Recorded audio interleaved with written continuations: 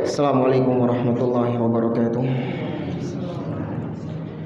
Innal hamdalillah nahmaduhu wa nasta'inuhu wa nastaghfiruh wa na'udzu billahi ta'ala min shururi anfusina wa min sayyiati a'malina. Man yahdihillahu fala mudilla lahu wa man yudlil fala hadiya lahu. Wa asyhadu an la ilaha illallah wahdahu la syarika lahu wa asyhadu anna Muhammadan 'abduhu wa rasuluh. Ya ayyuhalladzina amanu taqullaha haqqa tuqatih wa la tamutunna illa wa antum muslimun.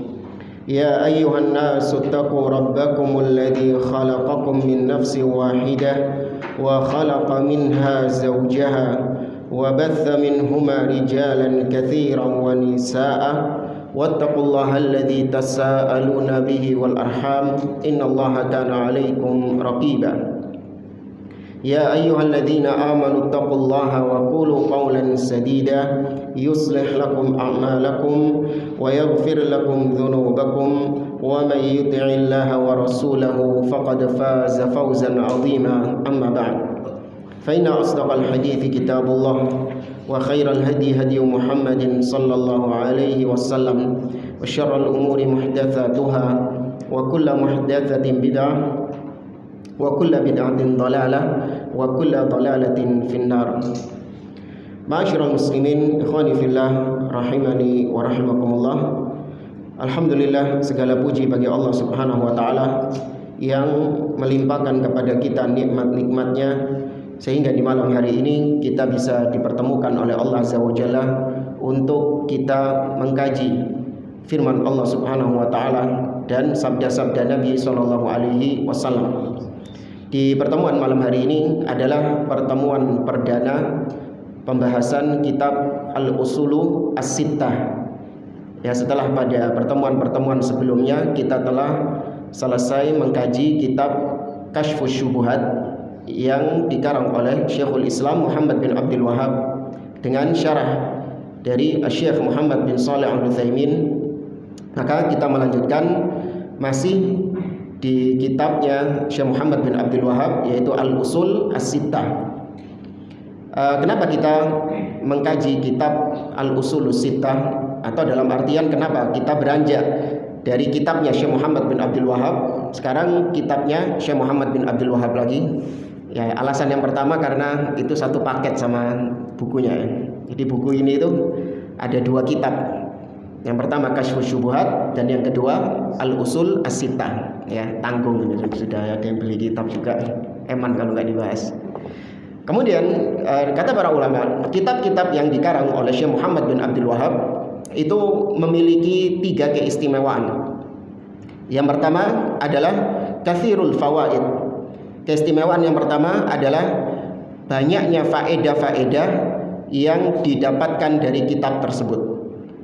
Ya, kathiru al-fawaid, banyaknya faedah-faedah yang dipetik dari kitab tersebut. Atau sebenarnya ini yang kedua ya. Yang pertama itu al-ikhtisar. Kitabnya itu ringkas. Ditulis dengan sangat ringkas sekali. Seperti misalnya kebiasaan kitab-kitab beliau, Kasyfus Syubuhat. Itu kitab yang ringkas. Ini kalau pakai syarah baru tebal syarahnya. Tapi kalau kitab aslinya itu mungkin kuteb, kalau bahasa kita, kalau bahasa Arab itu kuteb, kitab kecil, hanya beberapa halaman saja. Demikian juga kitab-kitab beliau yang lain seperti Al-Qawaid, Al-Arba', demikian juga ini Al-Usul As-Sittah, ya, demikian juga apa lagi? Nawaqidul Islam, 10 pembatal keislaman, atau Kitabut Tauhid. Ya, Kitabut Tauhid itu kitabnya ringkas.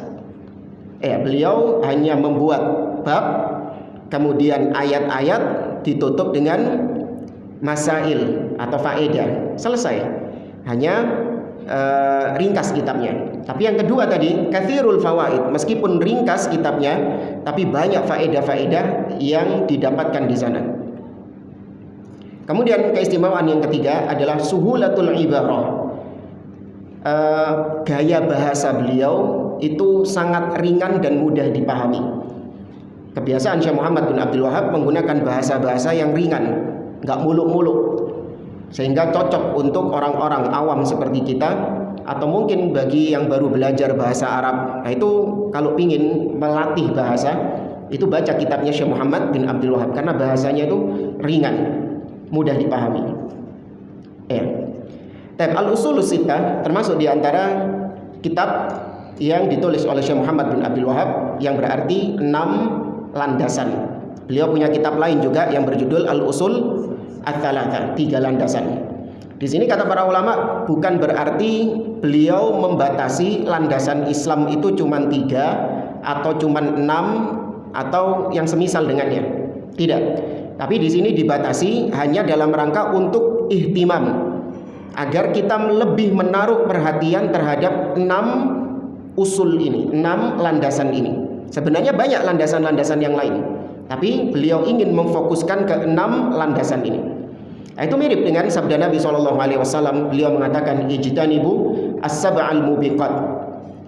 Jauhkanlah diri kalian, hindari dari 7 dosa yang membinasakan. Ya, 7 dosa yang membinasakan: syirik, sihir, riba, dan seterusnya. Padahal dosa yang membinasakan itu apa cuma 7? Banyak. Tapi Nabi SAW menyebutkan 7 untuk ihtimam, agar kita lebih perhatian terhadap yang 7 tersebut karena lebih sering terjadi.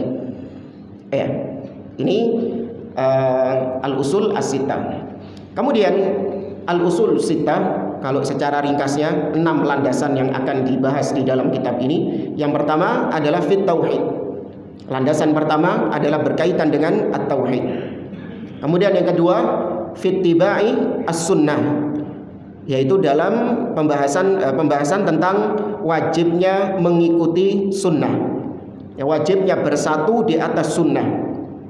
Kemudian yang ketiga, fi wujubis sam'i wa ta'ah lil umara, yaitu tentang wajibnya mendengar dan taat kepada pemimpin kaum muslimin. Kemudian yang keempat adalah at-tamyiz bainal ulama al-haqiqiyin wa bainal ulama al-kadzibin, tentang membedakan, wajibnya kita membedakan antara ulama yang sejati dengan ulama jadi-jadian atau ulama-ulama KW. Kemudian yang kelima adalah fit tamyiz bainal ubbad al-haqiqiyin wa bainal ubbad al-kadzibin. Wajibnya kita membedakan antara seorang yang ahli ibadah, tapi ahli ibadah yaitu ibadah berdasarkan dalil-dalil, dengan orang-orang yang ahli ibadah ala-ala sufi, ala-ala tasawuf.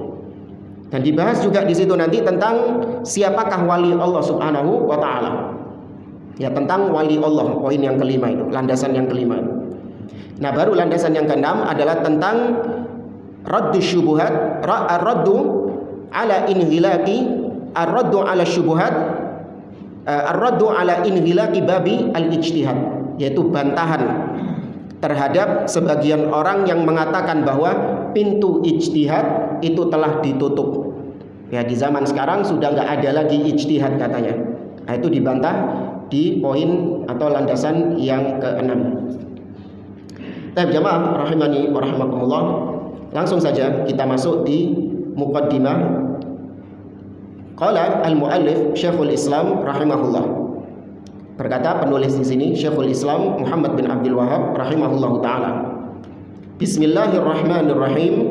Min a'jabil ujab wa akbaril ayatid dalah ala qudratil malikil ghallab sittatu usul. Kata beliau, bismillahirrahmanirrahim, di antara perkara yang paling menakjubkan, yang paling mengherankan, dan di antara tanda-tanda ayat-ayat Allah, tanda-tanda kebesaran Allah yang menunjukkan tentang kekuasaan Allah, Al-Malik yang maha menguasai, Al-Ghallab yang maha mengalahkan. Di antara tanda-tandanya adalah 6 usul, 6 landasan. Itu termasuk di antara tanda-tanda kebesaran Allah Subhanahu wa taala. Bayyanahu Allah taala bayanan wadihan lil awami fawqa ma yadhunnu dhannun. 6 usul ini, 6 landasan ini dijelaskan oleh Allah Subhanahu wa taala dengan gamblang, dengan jelas di dalam Al-Qur'an ataupun oleh Nabi SAW, Sehingga orang-orang awam paham tentang 6 usul ini, 6 landasan ini. Ya, orang-orang awamul kaum muslimin itu paham tentang 6 usul ini, lebih daripada dugaan sebagian orang. Thumma ba'da hadza ghalita fiha katsirun min adqiya'il alam wa uqala'i bani adam illa aqallal qalil. Namun kemudian meskipun 6 landasan ini dijelaskan dengan gamblang oleh Allah di dalam Al-Quran, namun ternyata banyak di antara manusia yang keliru dalam masalah 6 landasan ini. Banyak manusia yang tergelincir dalam 6 landasan ini. Bahkan yang tergelincir, kata beliau, min adqiya'il alim, yaitu orang-orang yang cerdas, cendekiawan, wa uqala bani adam, dan anak-anak Adam yang dianggap sebagai manusia-manusia yang cerdas. Justru merekalah yang kebanyakan tergelincir dalam 6 landasan ini. Illa aqallal qalil, kecuali sedikit dari yang sedikit. Ya. Baik, jamaah rahimani wa rahmakumullah, kita baca di sini syarah penjelasan dari Syekh Muhammad bin Shalih Al-Utsaimin. Beliau mengawali kitab ini dengan basmalah, bismillah. Kata Syekh Utsaimin, ibtada al-muallif rahimahullah kitabahu bil basmalah. Penulis memulai kitab Al-Usulus Sittah dengan basmalah, iktidaan bi kitabillahi azza wa jal, fa innahu mabdu'un bil basmalah, dalam rangka mengikuti Al-Qur'anul Karim. Allah Subhanahu wa taala membuka kitabnya dengan basmalah, bismillahirrahmanirrahim. Waqtidaan bi Rasulillah sallallahu alaihi wasallam, fa innahu yabda'u kutubahu wa rasailahu bil basmalah. Dan juga dalam rangka mengikuti Nabi Muhammad SAW, di mana beliau, kebiasaan Nabi SAW ketika beliau menulis surat, ya, ketika beliau menulis surat ajakan berdakwah yang ditujukan kepada raja-raja ketika itu. Beliau menulis surat kepada Raja Romawi, Herakl, Kaisar. Beliau menulis surat kepada Raja Persia, Kisra. Beliau menulis surat kepada Raja Mesir, Muqawqis, ya, dan raja-raja yang lain dikirimi surat sama Nabi ajakan untuk masuk Islam.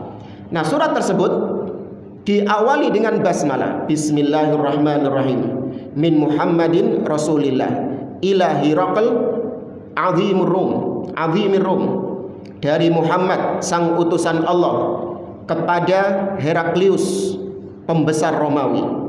Salamun ala man ittaba'al huda, semoga keselamatan bagi yang mengikuti jalan petunjuk. Aslim taslam, masuk Islamlah kau akan selamat. Ya, itu ditulis dengan basmalah. Kemudian kata beliau, wal jaru wal majrur muta'alliqun bi fi'lin mahdhufin muakhirin munasibin lil maqam taqdiruhu huna bismillahi aktub. Ini kalau dalam bahasa Arab, bismillah ada kata-kata ba. Ya, ada kata-kata ba, dengan nama Allah. Itu kata para ulama sebenarnya adalah lil isti'anah. Ba di situ adalah lil isti'anah, sebagai permintaan tolong kepada Allah Subhanahu wa taala dalam melakukan suatu aktivitas. Ketika Anda mau menulis, kemudian Anda mengatakan bismillah, maka itu kalimatnya seharusnya itu bismillahi aktub. Aku memohon kepada Allah untuk menulis. Aku minta tolong kepada Allah untuk aku supaya bisa menulis. Itu ada kalimat yang terpotong di situ. Ya, bismillah aktub. Cuman kita ngomongnya cuman bismillah saja. Ya, itu kata para ulama lil isti'anah, yaitu untuk minta pertolongan kepada Allah Subhanahu wa taala. Ya, di sini dijelaskan al-ula at-tabarruk bil bada'a bismillah ta'ala. Di antara fungsi ucapan basmalah adalah at-tabarruk, yaitu ngalap berkah dengan nama Allah Subhanahu wa taala. Ini ngalap berkah yang syar'i, yang mengharapkan keberkahan. Ya, keberkahan maknanya apa? Ya, bertambah. Ya, keberkahan, berkah, barokah artinya bertambah, an-numu waz-ziyadah, yaitu bertambah dan berkembang. Ya, ketika kita ngalap berkah, berarti kita mencari tambahan di situ. Ya, tambahan yang dimaksud tambahan pahala, tambahan kebaikan, ziyadatul khair. Maka ketika kita mengatakan bismillah, di situ dalam rangka bertabarruk, meminta tambahan kebaikan dengan menyebut nama Allah Subhanahu wa taala. Kemudian kata beliau yang kedua, ifadatul hasr, li'anna taqdimal muta'allaqi bihi yufidul hasr. Di situ dalam bahasa Arab ada kata yang didahulukan, harusnya diakhirkan tapi didahulukan. Kata beliau, itu tujuannya adalah untuk membatasi bahwasanya minta tolong atau minta keberkahan itu hanya kepada Allah Subhanahu wa taala. Sama seperti misalnya kita ketika sholat mengatakan iyyaka na'bud wa iyyaka nasta'in. Itu ada yang dimajukan, yaitu objeknya dimajukan, ditaruh di depan. Harusnya dalam bahasa Arab yang baku itu na'buduka wa nasta'inuka. Ya, kami menyembahmu dan kami meminta pertolonganmu. Harusnya gitu. Tapi objeknya ditaruh di depan. Iyyaka na'budu wa iyyaka nasta'in. Mu kalau diterjemahkan langsung ya. Mu kami beribadah dan mu kami meminta pertolongan. Itu kalau diterjemahkan secara literal. Tapi kenapa diterjemahkan hanya kepadamu kami beribadah dan hanya kepadamu kami meminta pertolongan? Kok bisa muncul kata-kata hanya? Pembatasan. Itu dari segi bahasa Arab memang seperti itu. Ketika objek maf'ul dimajukan di depan, maka itu ada pembatasan di situ. Maka demikian juga dengan bismillah aktub. Harusnya aktub bismillah. Aku menulis dengan nama Allah. Harusnya gitu. Tapi ini enggak, bismillahi aktub. Dengan nama Allah aku menulis. Kenapa kok dibolak-balik ini? Bukan permainan kata-kata. Tapi di situ ada ifadatul hasr, membatasi bahwasanya minta tolong atau tabarruk itu hanya kepada Allah Subhanahu wa taala. Langsung saja. Ini dari segi bahasa kita lewati, kita cukupkan dengan apa yang kita sampaikan tadi. Kemudian bismillah, di situ disebutkan kata Allah. Ya, disebutkan kata Allah, bismi Allah, dengan nama Allah. Ya, Allah kata Abdullah bin Abbas maknanya adalah dzul uluhiyati wal ubudiyati ala khalqihi jami'a. Allah itu artinya adalah zat yang berhak untuk disembah dan diibadahi oleh seluruh makhluk-makhluknya. Itu makna kata Allah. Para ulama khilaf, Allah ini apakah kata yang diambil dari kata yang lain, atau memang Allah ini adalah nama sendiri yang tidak diambil dari kata apapun. Kalau dalam bahasa Arab itu, dalam bahasa Arab disebut dengan isim apa? Ya, alam. Tapi yang diambil dari kata yang lain ya mustarak. Ya, sama juga mustarak. Isim mushtaq sama jamid. Ya, isim suatu kata yang diambil dari kata lain, atau dia memang sendiri tidak diambil dari apapun. Karena ada sebagian ulama yang mengatakan Allah itu diambil dari kata-kata al-ilah. Ya, Allah itu diambil dari kata-kata al-ilah. Ya, diambil dari kata-kata al-ilah sehingga kemudian menjadi Allah. Sama seperti Lat, Al-Lat. Ya, Al-Lat itu juga diambil dari kata-kata al-ilah. Al-Uzza diambil dari kata-kata Al-Aziz, Al-Izzah. Demikian juga Al-Mannan, Al-Manat, berhalanya Quraisy, Al-Manat, wa manata tsalitsata al-ukhra. Al-Manat itu diambil dari kata-kata Al-Minnah, atau dari nama Allah Al-Manan, Al-Mannan. Ada juga ulama yang mengatakan Allah itu jamid, dia baku. tidak diambil dari kata-kata yang lain. Maka wallahu a'lam, yang lebih sahih, yang lebih rajih, Allah itu jamid, tidak diambil dari kata-kata yang lain. Karena kalau diambil dari kata ilah, kemudian ditambahi alif lam, al-ilah, kemudian disederhanakan lagi menjadi Allah, berarti alif lam yang ada pada Allah itu tidak asli. Sehingga kalau tidak asli, maka ketika memanggil Allah, alif lamnya harusnya hilang. Contoh misalnya, Anda kalau manggil Allah dengan Ar-Rahman, Anda manggilnya Ya Ar-Rahman atau Ya Rahman? Pakai alif lam. Anda nggak pernah manggil Ar-Rahman. Ya Ar-Rahman atau Ya Rahman? Ya Rahman, alif lamnya kemana? Hilang, karena alif lam ketika bertemu dengan harfun nida, dengan ya panggilan, itu hilang alif lamnya. Jadi Ya Rahman. Nah kalau manggil Allah, Ya Allah atau Ya Allah? Ya Allah, alif lamnya tetap muncul di situ. Berarti itu asli. Tidak diambil dari kata-kata yang lain. Kemudian kata beliau, kata Syekh Utsaimin, lafdzul jalalah alamun 'alal bari jalla wa 'ala wa huwa al-ismu alladhi tatba'uhu jami'ul asma'. Allah atau lafdzul jalalah itu adalah sebuah nama milik al-bari, yaitu Allah Subhanahu wa taala. Nama Allah itu adalah nama yang inti dari nama-namanya dia. Dia punya nama-nama, dan namanya yang paling inti itu adalah Allah, yaitu nama yang paling utama. Sedangkan nama-nama yang lain itu mengikuti nama Allah ini tadi.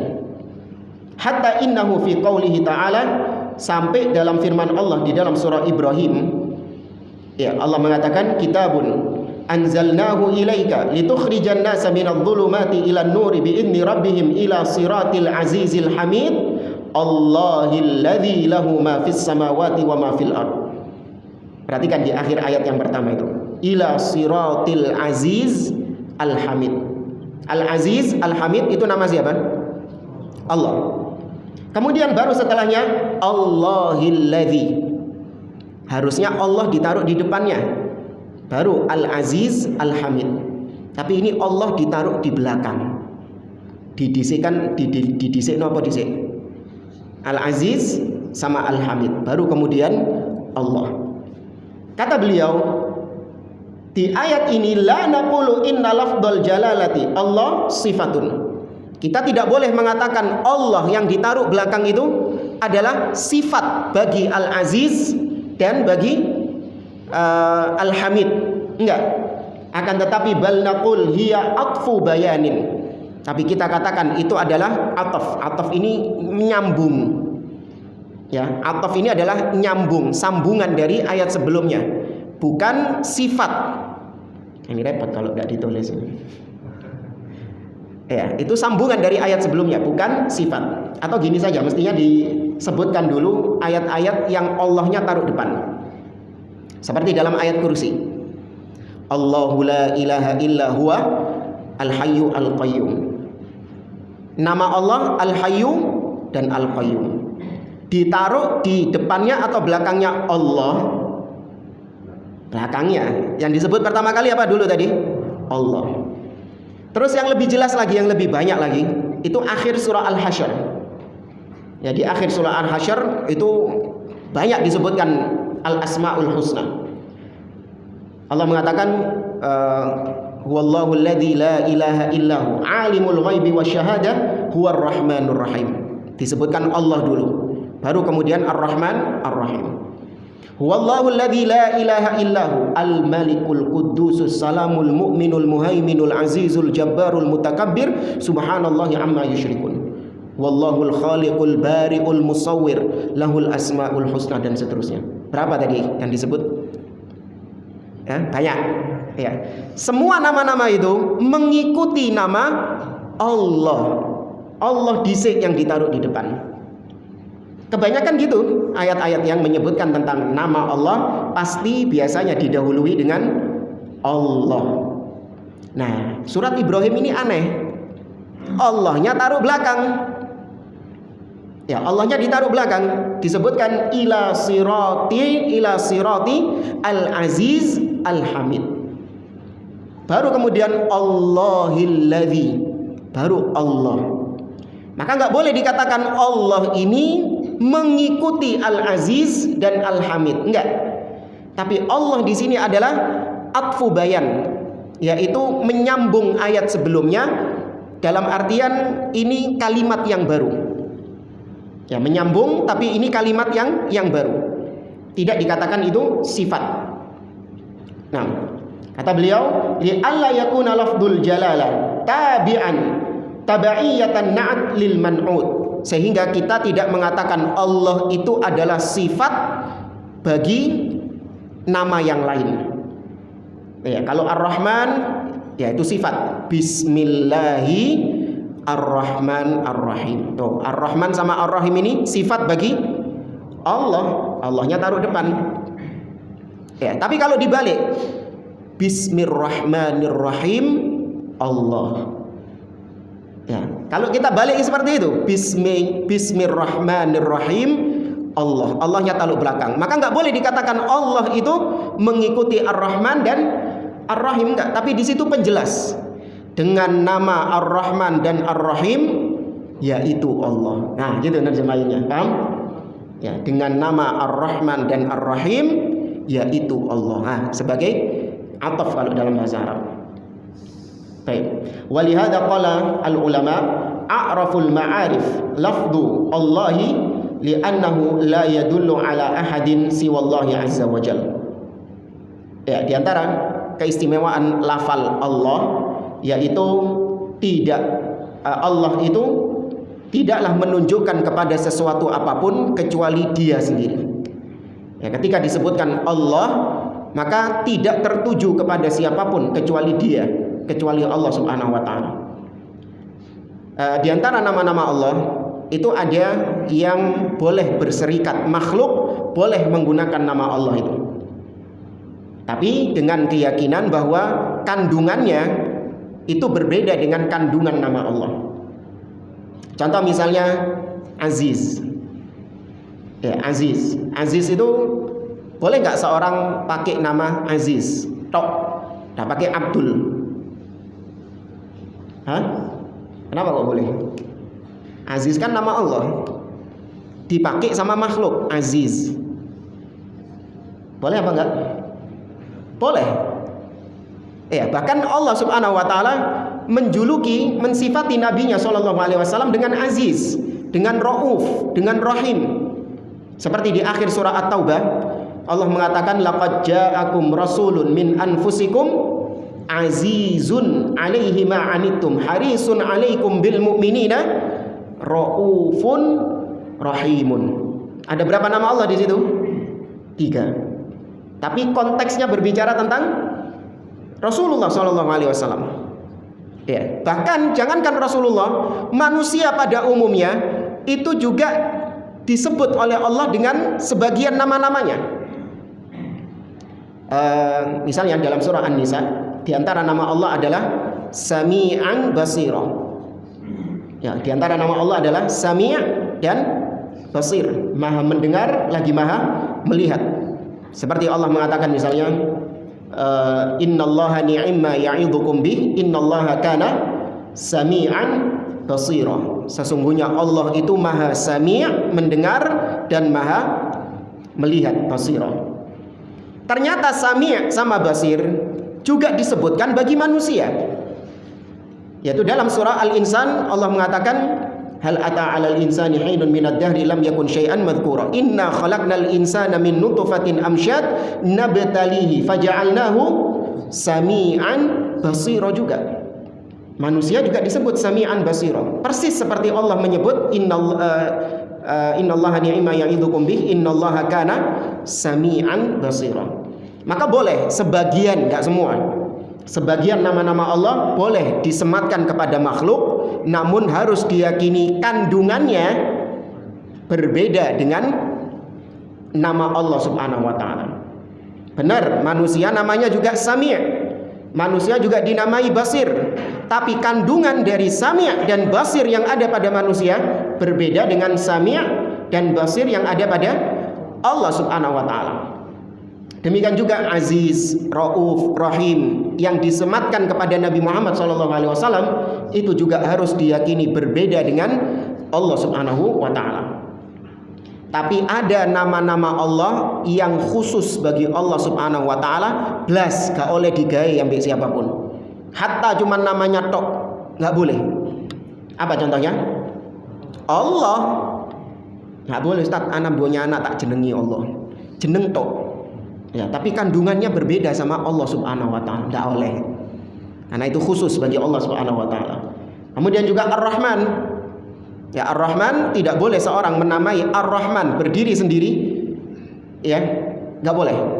Harus dengan tambahan Abdun. Ya, Abdurrahman. Kemudian juga yang ketiga adalah Ar-Rabb. Ya, Ar-Rabb. Ya, Ar-Rabb itu juga salah satu nama Allah Subhanahu wa taala. Enggak ada di dalam Al-Qur'an. Adanya di dalam hadis Nabi sallallahu alaihi wasallam. Ar-Rabb. Kalau dalam Al-Qur'an adanya dalam bentuk idhofah, yaitu disandarkan dengan benda lain, disandarkan dengan makhluknya. Rabbul alamin. Ya, Rabbus samawati wal ard, Rabbul arsyil azim. Tapi kalau berdiri sendiri Ar-Rabb tidak ada di dalam Al-Qur'an. Adanya di dalam hadis Nabi SAW. Seperti misalnya Nabi mengatakan tentang keistimewaan siwak. Ya, tentang keistimewaan siwak Nabi mengatakan matharatun lil fam mardatun lirrabb. Ya, siwak itu bersih, membersihkan mulut dan mengundang ridho Ar-Rabb, mengundang ridho Allah Subhanahu wa taala. Ya. Maka Ar-Rabb itu juga nama yang khusus bagi Allah, tidak boleh makhluk bernama dengan nama tersebut. Ya. Kemudian Ar-Rahman. Ya, Ar-Rahman ismun minal asma al-mukhtassati billah la yutlaqu ala ghairi. Nah, ini tadi kita sebutkan, Ar-Rahman adalah salah satu nama dari nama-nama Allah yang khusus bagi Allah dan tidak boleh dimutlakkan kepada selain Allah. Ya, Ar-Rahman khusus bagi Allah. Wa ma'nahu, adapun maknanya Ar-Rahman adalah al-muttasif birrahmatil wasi'ah. Ar-Rahman itu diambil dari kata-kata rahmah yang artinya kasih sayang. Tapi kandungannya Ar-Rahman itu adalah zat yang punya sifat maha merahmati dengan rahmat yang luas. Ya, kalau diterjemahkan Indonesia ya podo, kurang lebih podo. Ar-Rahman sama Ar-Rahim diwalik-walik podo. Apa Ar-Rahman itu? Yang maha pengasih. Ar-Rahim yang maha penyayang. Bolak-balikan lah podo. Ar-Rahman yang maha penyayang, Ar-Rahim yang maha pengasih. Boleh nggak? Nggak apa-apa. Kenapa? Penyayang sama pengasih apa bedanya? Ya, ini pentingnya kalau kita paham dari sisi bahasa Arabnya. Ya, Ar-Rahman artinya dzu rahmatin wasi'ah, yaitu zat yang punya rahmat yang luas. Artinya semua makhluk mendapatkan rahmat Allah Subhanahu wa taala. Bahkan orang-orang kafir juga dapat rahmat Allah, juga dapat kasih sayang Allah Azza wa Jalla. Ya, Allah memberikan rahmat kepada orang kafir, baik rahmat secara duniawi, rahmat duniawi, atau rahmat berupa agama, jalan petunjuk. Ya, Allah saking sayangnya sama Fir'aun, Allah mengutus siapa kepada Fir'aun? Musa dan Harun. Itu bentuk rahmat Allah kepada Fir'aun. Allah mengatakan idhaba ila Fir'aun innahu tagha faqula lahu qawlan layyina la'allahu yatadzakkaru aw yakhsha. Pergilah kau kepada Fir'aun, wahai Musa dan Harun, dan ucapkan kepadanya ucapan yang lemah lembut agar dia sadar dan kembali kepada Allah Subhanahu wa taala. Itu bentuk kasih sayang Allah Azza wa Jalla. Demikian dalam masalah-masalah duniawi, orang-orang kafir mendapatkan rahmat Allah Subhanahu wa taala. Mereka hidup di atas muka bumi ini, makan, minum, dapat tempat tinggal, punya keturunan, punya pasangan, itu semua adalah bentuk rahmat Allah Azza wa Jalla. Maka rahmat Allah luas. Ya, bahkan Nabi SAW ketika bersama sahabatnya melihat tawanan-tawanan perang, kemudian ada seorang ibu yang sedang mencari anaknya. Setelah mencari anaknya, kemudian didapati anaknya dan didekap, dipeluk sama ibu tadi. Kemudian Nabi ketika melihat itu bersama para sahabatnya, Nabi bertanya kepada para sahabat, "Atarawna hadhihi tarihatan waladaha finnar?" Bagaimana pendapat kalian kalau ibu ini melemparkan anaknya ke kobaran api? Kata para sahabat ketika itu, "La." Ya, tidak ya Rasulullah. Ya, ini aneh, biasanya para sahabat itu kalau ditanya sama Nabi, paham gak paham, weruh gak weruh, mesti jawabannya Allahu wa rasuluhu a'lam. Biasanya gitu. Nah, gitu ben tegas. Tegas. La ya Rasulullah. Kenapa? Karena apa yang mereka lihat dari sayangnya ibu ini kepada anaknya dengan pertanyaan Nabi gak nyambung. Ini ibu sayangnya sama anak, Nabi tanyanya mungkin gak dia ngelempar anaknya ke api? Ya gak mungkin. Maka bukan itu maksud Nabi SAW. Kemudian Nabi mengatakan, "Lallahu arhamu bi ibadihi min hadhihi biwaladiha." Sungguh Allah lebih sayang kepada hamba-hambanya daripada ibu ini kepada anaknya. Ya, itu menunjukkan luasnya rahmat Allah Subhanahu wa taala. Itu nama Ar-Rahman. Nabi SAW juga mengatakan, "Innallaha qassama ar-rahmah mi'ata ajza." Sesungguhnya Allah membagi rahmat menjadi 100 bagian. Wa anzala juz'an wahidan ilal ard. Kemudian Allah menurunkan satu bagian rahmat itu ke muka bumi ini. Yatarahamu bihal ibad, yang dengan satu rahmat ini makhluk-makhluk Allah yang ada di atas muka bumi ini saling berbagi dari satu rahmat Allah yang Allah turunkan tadi. Wallahu a'lam ibu kita dapat berapa persennya? Wallahu a'lam binatang-binatang yang Anda lihat bagaimana induk sayang kepada anaknya itu dapat berapa persen dari satu tadi? Wallahu a'lam. 0,0 sekian persen, wallahu a'lam. Tapi dari situ kita tahu bahwa kalau ibu kita saja yang hanya kebagian sedikit dari rahmat Allah sangat sayang kepada kita, demikian juga induk-induk hewan yang cuma dapat 0, sekian persen dari rahmat Allah begitu sayang kepada anak-anaknya, bagaimana lagi dengan 99 rahmat yang disimpan buat siapa? Allah Subhanahu wa taala. Ya, maka benarlah seorang penyair pernah mengatakan, "Allahumma innaka ta'lam anna ummi hiya arhamun nasibi." Ya Allah, sesungguhnya Engkau mengetahui bahwasanya ibuku adalah manusia yang paling sayang kepadaku. Wa ummi la tardha liyal halak wal adab. Dan ibuku ya Allah tidak ridha apabila saya celaka, apabila saya sengsara. Ibuku enggak ridha. Afatardahu anta wa anta arhamur rahimin. Maka apakah engkau ridha kalau aku celaka, kalau aku sengsara, sedangkan engkau adalah zat yang paling menyayangi aku lebih daripada ibuku, lebih daripada semua manusia. Nah, kalau diterjemahkan nggak enak. Tapi kalau asli bahasa Arabnya luar biasa syairnya itu. Ya, tapi kurang lebih kayak gitulah. Tapi itu Ar-Rahman.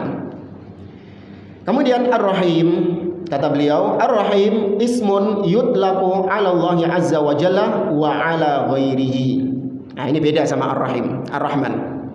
Kalau Ar-Rahman tadi beliau mengatakan la yutlaq 'ala ghairihi, tidak boleh diberikan kepada selain Allah. Itu Ar-Rahman. Adapun Ar-Rahim adalah nama yang diberikan kepada Allah dan juga kepada selain Allah. Ya, seperti tadi yang kita sebutkan, Nabi Muhammad SAW disebut Rahim, bil mu'minina raufun rahim di akhir surah At-Taubah. Tapi harus diyakini tadi apa? Kandungannya berbeda dengan kandungan rahim yang ada pada nama Allah Subhanahu wa taala. Wa ma'nahu dzurrahmatil wasilah. Adapun makna dari Ar-Rahim adalah yaitu Allah memiliki rahmat yang bersambung. Kalau Ar-Rahman itu rahmat hanya di dunia saja. Adapun Ar-Rahim itu rahmat Allah bersambung sampai akhirat. Far-Rahmanu dzurrahmatil wasi'ah war-Rahim dzurrahmatil wasilah. Fa idza jumi'a shara al-muradu birrahim al-muwassila rahmatahu ila man yasha'u min ibadihi. Kama qala Allah Ta'ala yu'adzibu man yasha' wa yarhamu man yasha' wa ilaihi tuqlabun. Apabila digabungkan antara Ar-Rahman dan Ar-Rahim ini, maka Ar-Rahim maknanya adalah yaitu rahmat Allah yang bersambung sampai di akhirat kepada hamba-hamba yang Allah kehendaki. Bersambung sampai akhirat. Jadi kasih sayangnya bukan cuma di dunia saja, tapi di akhirat. Kalau di akhirat khusus buat hamba-hamba Allah yang Allah kehendaki mendapatkan rahmatnya, yaitu rahmat Allah berupa masuk ke dalam surga, atau rahmat Allah berupa diringankan siksanya di akhirat, atau dientaskan dari neraka jahanam, atau rahmat Allah berupa ampunannya, diampuni dosa-dosanya ketika di akhirat. Itu lima yasha, bagi yang Allah kehendaki. Sebagaimana tadi firman Allah dalam surah Al-Ankabut, yu'adzibu may yasha wa yarhamu may yasha. Allah menyiksa siapa saja yang Allah kehendaki, dan Allah merahmati siapa saja yang Allah kehendaki. Maka orang-orang kafir, mereka di akhirat dapat rahmat enggak? Enggak dapat rahmat mereka. Ya, mereka tidak mendapatkan kasih sayang. Mereka mendapatkan siksa yang pedih, tidak mendapatkan belas kasih sedikit pun dari Allah Subhanahu wa taala. Teko. Iya, teko. Kok gak sakno? Gak sakno belas. Mereka tidak mendapatkan rahmat Allah Subhanahu wa taala. Adapun kaum mukminin, maka dikasihani sama Allah Subhanahu wa taala. Apa bentuk kasih Allah kepada orang-orang beriman yang masuk ke dalam neraka? Salah satunya adalah dia dientaskan dari neraka, diselamatkan dari neraka, atau diringankan siksanya, atau dia mendapatkan syafaat. Ya, dia mendapatkan syafaat dari selain dia mendapatkan syafaat dari orang lain untuk kemudian dia masuk ke dalam surga dan dientaskan dari neraka. Ya, itu bentuk kasih sayang Allah. Tapi kalau orang-orang kafir, tidak ada belas kasih kepada mereka. Bahkan orang-orang kafir, tatkala mereka minta kepada malaikat Malik, ya Malik, liyaqdi alaina rabbuk, wahai Malik, bilang kepada Rabbmu untuk mematikan kita saja. Ya, Allah mengatakan qala innakum makithun, kata malaikat Malik, sesungguhnya kalian tetap tersiksa di neraka. Ya, tidak ada belas kasih bagi orang-orang kafir. Wal muradu birrahmanil wasi', wal muradu birrahman al-wasi'ur rahmah. Maka ar-Rahman tadi artinya rahmat Allah luas. Orang kafir oleh pisan, tapi menang donyo. Adapun di akhirat mereka tidak dapat rahmat Allah Azza wa Jalla. Baik jamaah rahimani wa rahimakumullah, itu dari basmalah. Kemudian kita lanjut. Berapa ini adanya? 43. Kurang berapa menit tadi? 5 menit. Kayak apa 5 menit? Apa lanjut nanggung di jawaban? Cukup ya? Apa? Lanjut sedikit. Tak urung pertemuan depan diulangi mana? Tapi jamaah rahimani wa rahimakumullah,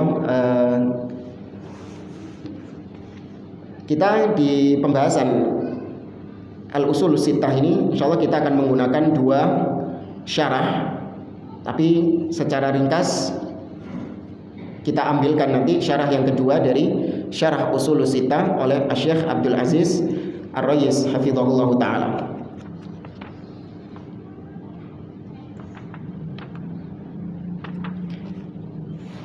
Tapi di sini beliau sama seperti tadi yang kita sebutkan, menyebutkan tentang 6 usulus sittah. Ya, beliau menyebutkan tentang 6 usulus sittah, yaitu al-ikhlas wa bayanu diddihi wa huwa syirk. Yang pertama landasannya adalah tentang ikhlas dan penjelasan tentang lawan daripada ikhlas, yaitu syirik. Landasan yang kedua al-ijtima'u fid din wan nahyu 'anit tafarruq fihi, yaitu wajibnya mengikuti sunnah, bersatu di atas sunnah, di atas agama, dan larangan berpecah belah. Ini yang disebut dengan ijtima' atau jamaah al-din, persatuan di atas agama. Yang ketiga as-sam'u wa ta'ah li wulatil amr. Landasan ketiga tentang mendengar dan taat kepada pemimpin kaum muslimin. atau disebut dengan jama'atul badan, persatuan fisik. Ya, persatuan fisik. Kalau yang kedua tadi persatuan ruhani, jasmani. Kalau yang ketiga ini persatuan ruhani. Kalau yang ketiga ini mendengar dan taat kepada pemimpin, itu persatuan jasmani. Yang keempat, bayanul ilmi wal ulama wal fiqhi wal fuqaha wa man tashabbaha bihim wa laysa minhum. Poin yang keempat adalah penjelasan tentang ilmu, apa itu ilmu dan siapa itu ulama. Penjelasan tentang apa itu fikih dan siapa itu ahli fikih. Dan penjelasan tentang siapa saja yang menyerupai para ulama padahal mereka bukan ulama, atau ngelama, ngaku-ngaku ulama. Apa saja kriteria disebut sebagai ulama. Karena di zaman sekarang ini orang gampang ngasih label ulama ini. Dilihat rajin ibadah, cuman modal rajin ibadah, rajin sholat ke masjid, rajin puasa Senin Kemis, langsung dianggap sebagai ulama. Atau mungkin bahkan orang yang sering tampil di TV, ya kan, tampil di TV, atau orang yang mungkin pakaiannya itu adalah pakaian yang jubah luar biasa, wanginya semerbak, jenggotnya tebal, ya, surbannya panjang, tasbihnya panjang, orang nyebutnya apa? Ulama, gitu. Maka dijelaskan di poin yang keempat ini. Poin yang kelima, bayanu manhum auliya Allah, penjelasan tentang siapakah wali-wali Allah Subhanahu wa taala. Dan yang terakhir, raddu syubhah allati wada'aha syaitan fi tarkil Qur'ani was sunnah, bantahan syubhat terhadap syubhatnya syaitan, di mana syaitan mengajak manusia untuk meninggalkan Al-Qur'an dan As-Sunnah. Ya, termasuk diantaranya adalah bantahan beliau bahwa pintu ijtihad telah tertutup. Yaitu termasuk diantara syubhatnya asy-syaitan. Tidak boleh lagi ada yang berijtihad karena pintu ijtihad telah tertutup. Dan insyaallah kita lanjutkan pada pertemuan yang akan datang. Wallahu taala a'lam. Aqulu qouli hadza wa sallallahu ala nabiyyina Muhammad wa ala alihi wa sahbihi ajma'in wa akhiru da'wana anil hamdulillahi rabbil alamin. Wassalamu alaikum warahmatullahi wabarakatuh.